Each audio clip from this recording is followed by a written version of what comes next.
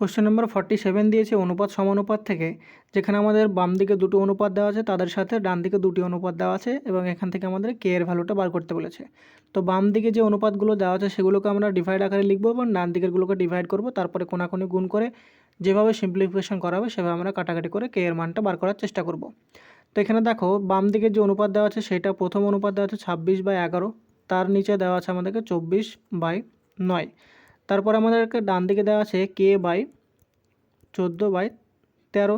তাহলে এই অনুপাতগুলোকে যদি আমরা গুণ আকারে লেখার চেষ্টা করি তাহলে প্রথম অনুপাত ছিল 26/11, এটাকে যদি মাল্টিপ্লাই আকারে লিখি তাহলে 9টা উপরে যাবে, 24টা নিচে আসবে, ইজ ইকুয়াল টু K×13/14। এবার যদি আমরা এটা কাটাকাটি করার চেষ্টা করি তাহলে কী হবে দেখো,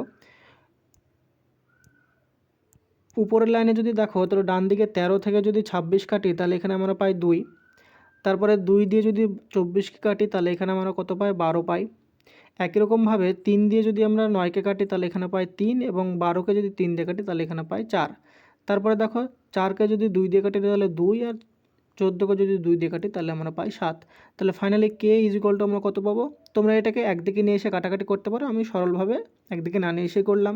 তাহলে আমরা কে ইজ ইকুয়াল টু কত পেয়ে যাব, কে ইজ ইকুয়াল টু 7-এর সাথে 3 মাল্টিপ্লাই হবে, তাহলে 7-এর সাথে 3 মাল্টিপ্লাই হয় 3 7 21 হবে, আর এখানে 11 আর 2 মাল্টিপ্লাই হয়, এটা কত হবে 11 আর 2 মাল্টিপ্লাই হবে 22। তাহলে কে এর ভ্যালু আমরা কত পেয়ে যাবো 21/22, যেটা অপশান নাম্বার সি হয়ে যাবে সঠিক উত্তর।